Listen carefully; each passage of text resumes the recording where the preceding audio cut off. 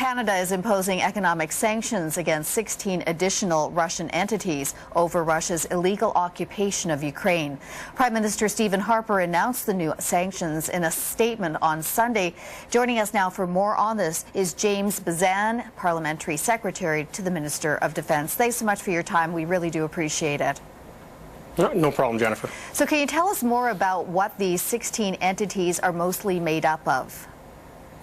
Well, there is a couple of common threads between all 16 entities. They're either controlled by the Rotenberg family, the two brothers, or the Timonchenko family, or by Bank Russia. And those are entities and individuals who are very close to President Putin and have been financing the oligarchs and the politicians in the Kremlin for quite some time. So by sanctioning these specific organizations, it again sends a loud message to the authorities that are responsible for the aggression in Ukraine and the illegal occupation of Crimea that their actions are not being well received, of course, that we condemn their continued involvement, and we want them to back off. Do you think that this additional pressure on Russia will make a difference?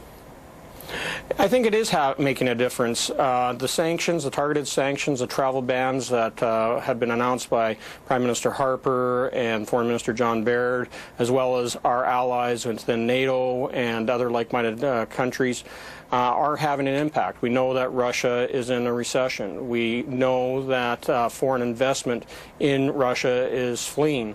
And we also see that credit rating agencies have downgraded the credit rating of Russia down to junk bond status. So I think that is having an impact and will hopefully cool President Putin's jets, so to say, and have him start taking efforts and measures to de-escalate the tension. Do you think trying to stop the violence through diplomacy can or will work?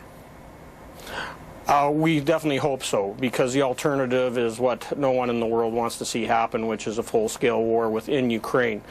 We definitely are of the opinion that what we're seeing happening now in Odessa, but throughout eastern Ukraine as well, is being orchestrated by the Duma and the Kremlin, that the special op forces, the Spetsna, that are on the ground are working with direct command from Russia, and they are the ones that are orchestrating the thuggery on the streets, hiring the agitators and provocateurs, and causing the bloodshed that we've witnessed so far. All right, James Bezan, Parliamentary Secretary to the Minister of Defence. We thank you so much for your time, sir. Anytime, Jennifer.